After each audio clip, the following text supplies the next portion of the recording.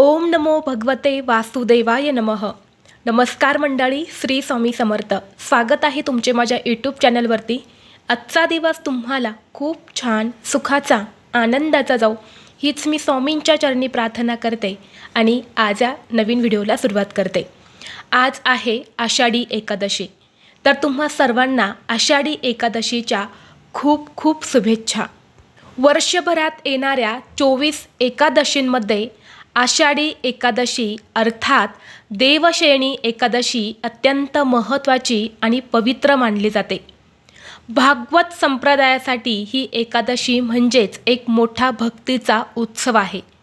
या दिवसापासूनच भगवान श्री विष्णू 4 महिन्यांसाठी क्षीरसागरामध्ये शेषनागावर योग निद्रेत जातात, म्हणून याला देवशयनी एकादशी असे म्हटले जाते। आषाढी एकादशीचे व्रत हे सर्वश्रेष्ठ असल्यामुळे घराघरात हे व्रत केले जात आहे। विठुरायाचा गजर आज अवघ्या महाराष्ट्राच्या कानाकोपऱ्यात सुरू असेल। देवशयनी आषाढी एकादशीचे व्रत केल्याने परमपुण्य प्राप्त होते अशी धार्मिक मान्यता आहे। या दिवशी तुळशीची पूजा केल्याने उत्पन्न वाढते, तसेच भगवान विष्णूंची विठ्ठलाची पूजा अर्चा केल्याने सर्व इच्छा मनोकामना लवकरात लवकर पूर्ण होतात असं देखील म्हटलं जातं। आज आषाढी एकादशीच्या दिवशी लाखो वारकरी पायी चालून पंढरपूरच्या विठुरायाला भेटण्यासाठी पोहोचतात, परंतु काही कारणास्तव ज्यांना पंढरपूरला जाणं शक्य झालं नाही त्यांनी अजिबात वाईट वाटून घ्यायचं नाही। आपल्या घरीच पांडुरंगाची विठ्ठलाची विधिवत पूजा करायची आहे, तरीसुद्धा आपल्याला विठ्ठलाचा कृपा आशीर्वाद जो आहे तर तो प्राप्त होतो।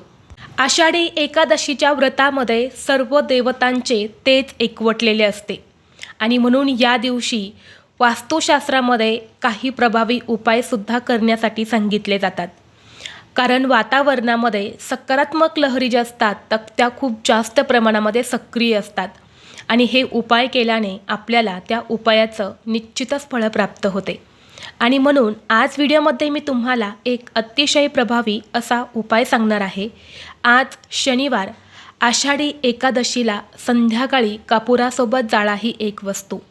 ही वस्तू आपल्या घरात जाळल्याने घरातील वास्तुदोष, ग्रहदोष, नकारात्मकता, नजरबाधा, पितृदोष, भांडणे दूर होऊन 7 पिढ्यांचे दारिद्र्य नष्ट होईल। घराची, मुलांची, पतीची अगदी भरभरून प्रगती होईल। तर अशी कोणती वस्तू संध्याकाळी कापुरासोबत जाळायची आहेत, हा उपाय कसा करायचा आहे याबद्दलची संपूर्ण माहिती या व्हिडिओमध्ये मी तुमच्यासोबत शेअर करणार आहे। त्यामुळे तुम्ही हा व्हिडिओ स्किप न करता शेवटपर्यंत नक्की पहा। चॅनलवरती नवीन असाल तर सबस्क्राईब करा आणि असेच माहितीपूर्व नवनवीन व्हिडिओ पाहण्यासाठी बेल आयकॉनलाही प्रेस करा, म्हणजे जेव्हा कधी मी नवीन व्हिडिओ अपलोड करेल त्याचं नोटिफिकेशन सर्वात अगोदर तुम्हाला भेटेल आणि तुम्ही एक पण व्हिडिओ मिस करणार नाही। तसेच व्हिडिओला एक हाईप देखील द्या। जर आपण आषाढी एकादशीच्या दिवशी आपल्या घरात काही उपाय केले तर आपले आयुष्य अधिक सोपं जगता येतं, सुख समृद्धी ऐश्वर्य मिळते। तुमच्या कुटुंबामध्ये सुख शांती समृद्धी नांदावी असं तुम्हाला वाटत असेल तर आजच्या दिवशी तुम्हाला हा उपाय जो आहे तर तो आवर्जून करायचा आहे। संध्याकाळी 6 नंतरनं रात्री अगदी 12 वाजेपर्यंत हा उपाय तुम्ही कधीही करू शकता, पण तुम्हाला शक्य असेल तर सायंकाळी 6 वाजल्यापासून ते 9:30 वाजेपर्यंत हा उपाय करण्याचा जास्तीत जास्त प्रयत्न करा। कारण ती जी वेळ असते ना ती आपल्या घरात लक्ष्मी येण्याची वेळ असते, तिन्ही सांजेची वेळ असते आणि या वेळेला आपण काही उपाय जर केले तर ते खूप जास्त प्रभावी ठरत असतात। म्हणून शक्य असेल तर 6 ते 9:30च्या काळामध्ये करा। नाहीच शक्य झालं, व्हिडिओ तुम्हाला लेट भेटला तर हरकत नाही, तुम्ही अगदी रात्री 12पर्यंत हा उपाय केला तरीसुद्धा चालेल। तर पहा, वास्तुशास्त्रानुसार कोणत्याही घरामध्ये वास्तुदोष असेल किंवा पितृदोष असेल किंवा घराला कुणी नजरबाधा केलेली असेल तर त्या घरामध्ये सुख शांती आणि कौटुंबिक प्रगतीमध्ये बाधा निर्माण होते। वास्तुदोषामुळे वाढणाऱ्या नकारात्मक ऊर्जेमुळे व्यक्तीच्या भाग्यावर त्याचा वाईट परिणाम हा देखील पडत असतो।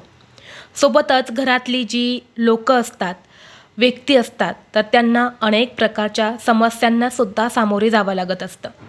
वास्तुशास्त्रानुसार घरातील दोष दूर करण्यासाठी कापूर हा अतिशय महत्त्वपूर्ण आणि उपयोगी मानला गेला आहे. जेव्हा आपण विशेष तिथीवरती जसे की आषाढी एकादशी असेल, तर या दिवशी कापुरासंबंधित काही उपाय जर आपल्या घरात केले, तर त्या उपायांचं आपल्याला खूप चटकन फळ प्राप्त होते. कारण तुम्हाला सांगितल्याप्रमाणे आषाढी एकादशीचे व्रत सर्वश्रेष्ठ असते. या व्रतामध्ये सर्व देवतांचे तेज एकवटलेले असते. सगळीकडे विठ्ठलाचा नामघोष चालू असतो. त्यामुळे पृथ्वी तलावरती ज्या काही सकारात्मक लहरी आहेत तर त्या खूप जास्त प्रमाणामध्ये सक्रिय असतात. देवतांची जी दैवी शक्ती आहे तर ती खूप जास्त प्रमाणामध्ये जागृत असते. त्यामुळे अशा वातावरणामध्ये जर उपाय केले तर त्या उपायांचं फळ हे आपल्याला 100% प्राप्त होतं.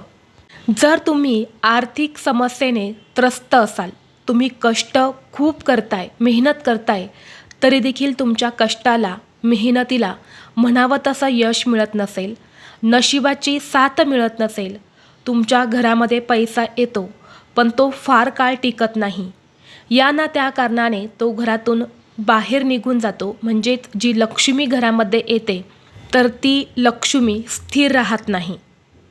तर लक्ष्मीला घरामध्ये स्थिर ठेवायचं असेल तर काही उपाय जे आहेत तर ते आपल्याला करावे लागतात. आपल्या कष्टासोबतच मेहनतीसोबतच विशिष्ट तिथीवरती केलेले उपाय हे अत्यंत फलदायी असतात. तसेच जर तुमच्या घरामध्ये सतत वाद, विवाद, कलह, भांडणं होत असेल, आजारपण असेल आणि आलेला पैसा हा या आजारपणामध्येच निघून जात असेल, तर हा उपाय तुम्ही नक्की करा. हा उपाय केल्याने घरातील कलह दूर होऊन सुख शांती ही निर्माण होते. तसेच जर तुमच्या घरातल्या मुलांची प्रगती होत नसेल, कुटुंबाची प्रगती होत नसेल, गरिबी आणि दरिद्रता ही आपल्या आयुष्यातून जाण्याचं नावच घेत नसेल, तर या सर्व समस्या दूर करण्यासाठी आपल्याला हा उपाय जो आहे तर तो आज आषाढी एकादशीच्या दिवशी करायचा आहे. जर श्रद्धेने हा उपाय तुम्ही तुमच्या घरात केला तर फक्त 24 तासातच तुम्हाला या उपायाचा फरक जो आहे तो तुमच्या घरामध्ये दिसून येईल. असा हा अत्यंत प्रभावी उपाय आहे. तर उपाय करण्यासाठी तुम्हाला काय करायचं आहे, तुमच्या देवघरामध्ये जो दिवा तुम्ही नेहमी लावतात तर तो दिवा लावून घ्या. धूप, दीप, अगरबत्ती लावा. मुख्य प्रवेशद्वार हा उघडा करून ठेवा. प्रवेशद्वारावरती सुद्धा एक दिवा लावायचा आहे, कारण आज एकादशी आहे. आपल्या घरामध्ये लक्ष्मी येत असते आणि लक्ष्मी ही मुख्य प्रवेशद्वारामधूनच येत असते, म्हणून उंबरठ्याच्या बाहेर एक दिवा प्रज्वलित करा आणि यानंतर तुम्हाला हा उपाय करायचा आहे.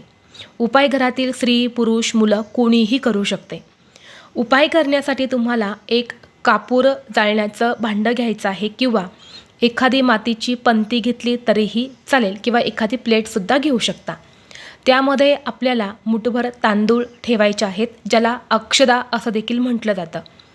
तर तांदूळ घेताना चांगला घ्यायचा आहे. कुठेही खराब झालेले, काळे पडलेले असे तांदूळ घेऊ नका.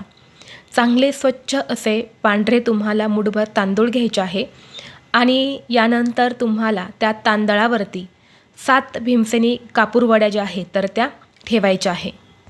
जर तुमच्याकडे भीमसेनी कापूर नसेल तर तुम्ही साधा कापूर घेतला तरीसुद्धा चालेल आणि त्यासोबतच तुम्हाला 3 हिरवी वेलची जी असते तर ती घ्यायची आहेत. हिरवी वेलची घेताना सुद्धा कुठेही तुटलेली फुटलेली घेऊ नका. चांगली अशी 3 हिरवी वेलची घ्यायची आहेत आणि एक अखंड लवंग घ्यायचा आहे. लवंगसुद्धा चांगला घ्यायचा आहे, ज्याला फूल असेल असा अख्खा एक लवंग घ्यायचा आहे. या सर्व वस्तू तुम्हाला त्या कापुरावरती टाकायच्या आहेत आणि यानंतर हे कापूर जाळण्याचं भांडं जे आहे तर ते एखाद्या ताम्हणामध्ये घ्या किंवा एखाद्या ताटामध्ये ठेवायचं आहे, जेणेकरून कापूर प्रज्वलित केल्यानंतर तुम्हाला चटका लागणार नाही. यानंतर हा जो कापूर आहे ना, हा कापूर आपल्या देवघरासमोर प्रज्वलित करायचा आहे. कापूर प्रज्वलित केल्यानंतर त्यावरून आपल्याला थोडंसं शुद्ध गाईचं तूप टाकायचं आहे. एक अर्धा चमचा तुम्ही हे तूप टाकलं तरीसुद्धा चालेल आणि यानंतर हे भांडं आपल्या देवघरासमोर ठेवून तुम्हाला ओम नमो भगवते वासुदेवाय नमः. ओम नमो भगवते वासुदेवाय नमः या मंत्राचा जप करायचा आहे. यानंतर त्या कापुराने आपल्या देवघरातील देवांना ववाळून घ्यायचा आहे आणि त्याचा धूर हा संपूर्ण घरामध्ये फिरवायचा आहे. तुळशीपाशी सुद्धा तुम्हाला हा कापूर जो आहे तर तो घेऊन जायचा आहे. त्या कापुराने आपल्याला तुळशीलासुद्धा ओवाळायचं आहे आणि यानंतर ते भांडं तुम्हाला मुख्य प्रवेशद्वारावरती सुद्धा घेऊन जायचं आहे आणि मुख्य प्रवेशद्वारावरती हे भांडं तुम्हाला ठेवून द्यायचं आहे. जोपर्यंत हा कापूर जळत आहे तोपर्यंत तुम्हाला याच मंत्राचं पठण करायचं आहे. आता कापूर जळून शांत झाल्यानंतर त्यामध्ये जी काही विभूती तयार होईल, लवंगांची, हिरवी वेलचीची, तर ती विभूती घरातील प्रत्येक व्यक्तीच्या कपाळावरती लावायची आहे. त्यामध्ये देवतांची दैवी शक्ती असते, तर ती विभूती प्रत्येकाच्या कपाळावरती लावायची आहे. थोडीशी विभूती ही उंबरट्यावरती लावायची आहेत आणि यानंतर ते तुम्ही दुसऱ्या दिवशी निर्माल्यामध्ये टाकून दिलं तरीसुद्धा चालेल. तर अशा पद्धतीने हा छोटासा उपाय जो आहे तर तो आपल्याला करायचा आहे. आता बघा, आषाढी एकादशीच्या दिवशी तांदळाचं सेवन जे आहे तर ते केलं जात नाही. म्हणजे या दिवशी भात खाल्ला जात नाही. ज्यांना व्रत नाही त्यांनी या दिवशी व्रत नाही केलं तरी चालेल, पण तांदूळ जो आहे ना तो अजिबात सेवन करायचा नाही. आषाढी एकादशीच्या दिवशी तांदूळ हा का वर्ज्य असतो? तांदूळ हा तुम्ही पूजेमध्ये वापरू शकतो, हरकत नाही. तांदळाचा आसन तुम्ही दिव्याला देऊ शकतात किंवा तांदूळ तुम्ही पूजेमध्ये वापरू शकता, पण तांदूळ हा सेवन करायचा नसतो. पुराणिक कथेनुसार असं म्हटलं जातं की महर्षी वेदा यांनी आपल्या शरीराचा त्याग केला होता आणि त्यांचे अंश जे आहे तर ते पृथ्वीवरती विलीन होऊन तांदूळ व जव या रूपात उगवले होते. आणि ज्या दिवशी ही घटना घडली ना त्या दिवशी एकादशी तिथी होती, म्हणून एकादशीच्या दिवशी तांदूळ हा वर्ज्य केला जातो. तर अशा पद्धतीने हा उपाय जो आहे तर तो आपल्याला करायचा आहे. नक्की करून पहा. हा उपाय केल्याने साक्षात माता लक्ष्मी ही तुमच्यावरती प्रसन्न होईल. लक्ष्मीच्या कृपेने तुमच्या घरातील सर्व अडीअडचणी ज्या आहेत तर त्या दूर होतील. त्याचबरोबर जर तुम्हाला सतत डिप्रेशन येत असेल, सतत टेन्शन येत असेल, कोणत्याही गोष्टीचं सतत तुम्हाला टेन्शन येत असेल, तुम्ही सतत विचार करत असेल किंवा तुमच्या मनात सतत वाईट विचार येत असतील, तुमची इच्छा नसतानासुद्धा तुमच्या मनामध्ये वाईट विचार येत असतील, सतत तुम्हाला आळस येत असेल, कुठेतरी काहीतरी जर भीती वाटत असेल, तर तुम्हाला आजपासून ते गुरुपौर्णिमेपर्यंत दररोज कापुराचं जे तेल असतं ना, कुठेही पूजा साहित्य मिळते तिथे हे कापुराचं तेल मिळतं. तर दररोज आजपासून ते गुरुपौर्णिमेपर्यंत दररोज एक कापुराच्या तेलाचा थेंब जो आहे तर तो अंघोळीच्या पाण्यात टाकायचा आहे. करून पहा. खूप जास्त प्रभावी हा उपाय आहे. हा उपाय केल्याने आपल्यामध्ये सकारात्मक ऊर्जा येते. या वस्तूनं आपलं भाग्यसुद्धा चमकत असतं. आपल्याला प्रत्येक कामात यश मिळतं आणि आपली भीती किंवा आपल्या अडचणी, आळस जो आहे ना तो सुद्धा दूर होतो. म्हणून हा उपाय जो आहे तर तो सुद्धा तुम्ही करू शकता. त्याचबरोबर जर तुमच्या घरामध्ये पैसाच टिकत नाही, आज तुम्ही 50 रुपये कमावून आणतात आणि दुसऱ्या दिवशी तुमचे 100 रुपये खर्च होत असतील, म्हणजे पैसा कमी येतो पण घरातून पैसा जास्त प्रमाणामध्ये खर्च होत असेल, कष्ट मेहनत करूनसुद्धा तुमच्या कष्टाला हवं तसं यशच मिळत नसेल, तर तुम्हाला काय करायचं आहे? आज आषाढी एकादशीपासून पुढे 11 दिवस तुमच्या घरामध्ये जो आग्नेय कोपरा असतो तर त्या आग्नेय कोपऱ्यामध्ये म्हणजेच पूर्व दक्षिण दिशेला दररोज संध्याकाळी कापूर जाळायचा आहे. 2 कापूरवड्या तुम्हाला तिथे जाळायच्या आहेत आणि सोबत 2 लवंगासुद्धा जाळायच्या आहेत. म्हणजेच 2 कापूरवड्या आणि 2 लवंगा जाळायच्या आहे. असं केल्याने बघा घरामध्ये धनाची वाढ होते, घरामध्ये लक्ष्मी जी आहे तर ती कायम टिकून राहते. म्हणून हा एक उपायसुद्धा तुम्ही आजपासून पुढे 11 दिवस करून पहा.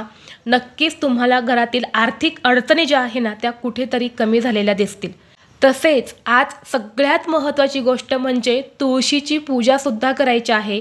संध्याकाळी तुळशीपाशी छान असा तुपाचा दिवा लावा, तिथे छान अशी रांगोळी काढा. तुळशीला जल अर्पण करू नका आणि तुळशीची पानंसुद्धा तोडू नका. फक्त तुळशीपाशी छान दिवा लावून तिथे 3 वेळा महालक्ष्मी अष्टकमचं पठण करा. प्रदक्षिणा करा. 11 प्रदक्षिणा करत असताना ओम नमो भगवते वासुदेवाय नमः या मंत्राचा जप करा. कारण एकादशीचं व्रत हे तुळशीच्या पूजेशिवाय अपूर्ण मानलं जातं. तर हे काही उपाय आहेत, ह्या काही सेवा आहेत ज्या आपल्याला आज आषाढी एकादशीला करायच्या आहेत. तर ही अत्यंत महत्त्वाची माहिती मला तुमच्यापर्यंत शेअर करायची होती. व्हिडिओ आवडला तर लाईक करा, चॅनलवरती नवीन असाल तर सबस्क्राईब करा आणि हा व्हिडिओ आपल्या मित्रपरिवारासोबत जास्तीत जास्त शेअर करा. चला तर मग भेटू असंच पुढल्या एका नवीन व्हिडिओमध्ये. तोपर्यंत सर्वांना श्री स्वामी समर्थ.